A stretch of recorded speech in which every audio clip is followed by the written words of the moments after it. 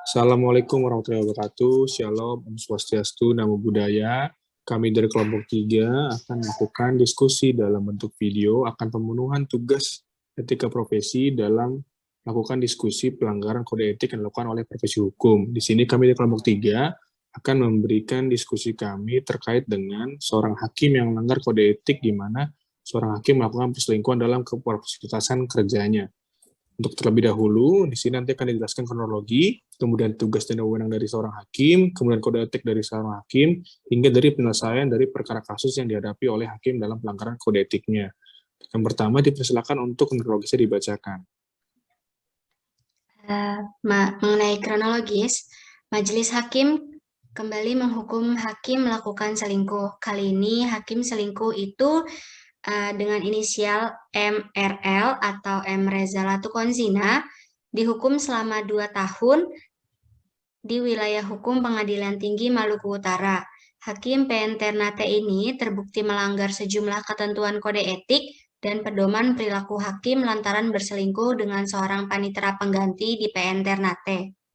Dalam putusannya, menyatakan hakim terlapor terbukti melanggar SKB Ketua MA dan Ketua KY tahun 2009 tentang kode etik dan pedoman perilaku hakim, dan peraturan bersama Ketua Mahkamah Agung dan Ketua Komisi Yudisial tahun 2012 tentang panduan penegakan KEPPH. Di dalam persidangan, hakim terlapor mengajukan pembelaan diri dan sejumlah saksi. Materi pembelaannya, hakim terlapor mengaku bersalah dan hilaf, minta hukuman disiplin dan seringan-ringannya, meminta maaf terhadap institusi Mahkamah Agung, dan menjadi tulang punggung keluarga dengan 2 orang anak.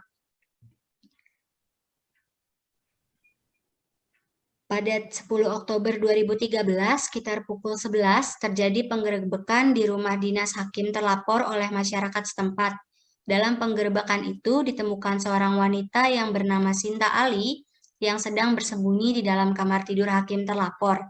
Hakim terlapor pun mengaku tidak jujur terhadap bapak mertuanya atas kejadian tersebut. Selanjutnya akan dibacakan mengenai tugas dan wewenang hakim.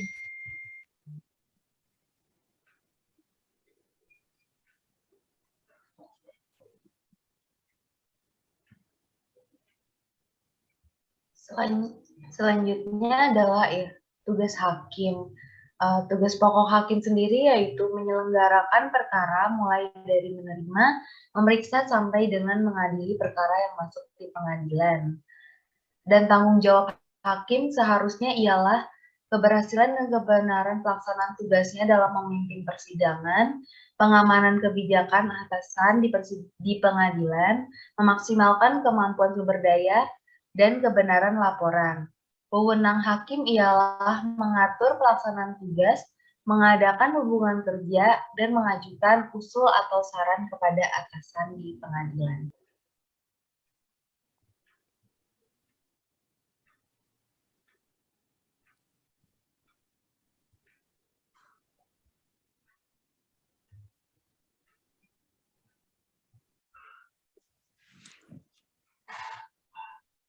Selanjutnya adalah kode etik hakim. Kode etik hakim diatur dalam keputusan bersama Ketua Mahkamah Agung Republik Indonesia dan Ketua Komisi Yudisial Republik Indonesia nomor 047/KMA SKB 4/2009 atau 02/SKB P.KY 4/2009 tentang kode etik dan pedoman perilaku hakim. Prinsip-prinsip dasar kode etik dan pedoman perilaku hakim diimplementasikan ke dalam 10 aturan sebagai berikut. Yang pertama, berperilaku adil. Adil bermakna menempatkan sesuatu pada tempatnya dan memberikan yang menjadi haknya, yang didasarkan pada suatu prinsip bahwa semua orang sama kedudukannya di depan hukum. Dengan demikian, tuntutan yang paling mendasar dari keadilan adalah memberikan perilaku dan memberi kesempatan yang sama atau equality and fairness terhadap setiap orang. Oleh karenanya, seseorang yang melaksanakan tugas atau profesi di bidang peradilan yang memikul tanggung jawab menegakkan hukum yang adil dan benar harus selalu berlaku adil dengan tidak membedakan orang. Yang kedua, berperilaku jujur. Salah adalah salah. Kejujuran mendorong terbentuknya pribadi yang kuat dan membangkitkan kesadaran akan hakikat hak yang pribadi yang tidak berpihak terhadap setiap orang, baik di dalam persidangan maupun di luar persidangan. Yang ketiga, berperilaku arif dan bijaksana. Arif dan bijaksana bermakna mampu bertindak sesuai dengan norma-norma yang hidup dalam masyarakat, baik norma hukum, norma keagamaan, kebiasaan, maupun kesusilaan dengan memperhatikan kondisi dan situasi pada saat itu, serta mampu memperhitungkan akibat dari tindakannya. Perilaku yang arif dan bijaksana mendorong terbentuknya pribadi yang berwawasan luas, mempunyai tenggang rasa yang tinggi, bersikap hati-hati, sabar, dan santun. Yang keempat adalah bersikap mandiri. Mandiri bermakna mampu bertindak sendiri tanpa bantuan pihak lain, bebas dari campur tangan siapapun, dan bebas dari pengaruh apapun. Sikap mandiri mendorong terbentuknya perilaku hakim yang tangguh, berpegang teguh pada prinsip dan keyakinan atas kebenaran sesuai tuntutan moral dan ketentuan hukum yang berlaku. Yang kelima, berintegritas tinggi. Integritas bermakna sikap dan kepribadian yang utuh, berwibawa, jujur, dan tidak tergoyahkan. Integritas tinggi pada hakikatnya terwujud pada sikap setia dan tangguh, berpegang pada nilai-nilai dan norma-norma yang berlaku dalam melaksanakan tugas. Integritas tinggi akan mendorong terbentuknya pribadi yang berani menolak godaan dan segala bentuk intervensi dengan mengedepankan tuntutan hati nurani untuk menegakkan kebenaran dan keadilan serta selalu berusaha melakukan tugas dengan cara-cara terbaik untuk mencapai tujuan terbaik. Baik, yang keenam dari kode etik hakim adalah bertanggung jawab. Bertanggung jawab bermakna kesediaan untuk melaksanakan sebaik-baiknya segala sesuatu yang menjadi wewenang dan tugasnya, serta memiliki keberanian untuk menanggung segala akibat atas pelaksanaan wewenang dan tugasnya tersebut. Yang ketujuh, menjunjung tinggi harga diri.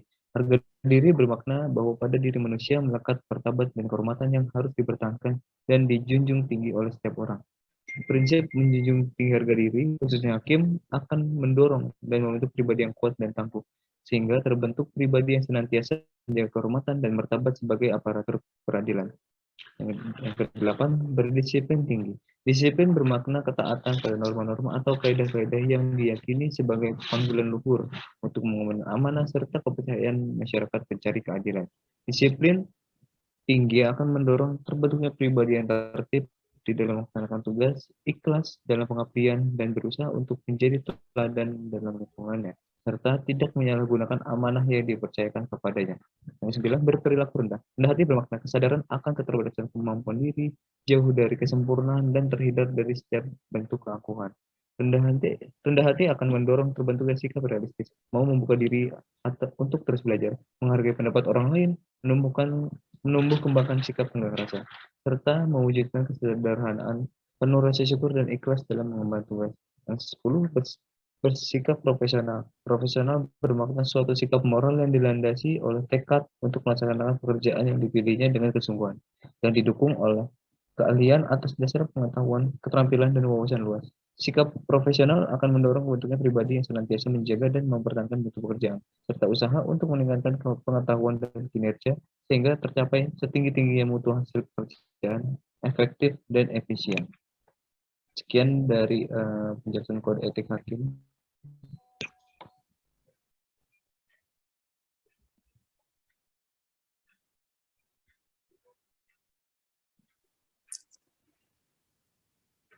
Maka dari itu, berdasarkan kasus yang telah dipaparkan, Ketua Majelis Kehormatan Hakim menjatuhkan sanksi disiplin berat berupa hakim non-palu 2 tahun dan tidak menerima tunjangan hakim selama menjalani hukuman tersebut. Penjatuhan saksi non-palu selama 2 tahun ini sama dengan rekomendasi sanksi dari tim pemeriksa Pengadilan Tinggi Maluku Utara. Hakim terlapor dinilai terbukti melanggar surat keputusan bersama kode etik dan pedoman perilaku hakim dan peraturan bersama panduan penegakan KEPPH lantaran berselingkuh dengan seorang panitera pengganti yang bertugas di Pengadilan Negeri Ternate. Karena itu, hakim terlapor terbukti melanggar SKB KEPPH dan PB Pedoman Penegakan KEPPH, khususnya poin hakim harus berperilaku jujur dan hakim wajib menghindari perbuatan tercela. Usai pembacaan keputusan, hakim terlapor melakukan sujud syukur dalam persidangan dan dia menyatakan menerima keputusan itu. Demikian pula kuasa hukum terlapor dari IKHI menyatakan juga menerima keputusan itu.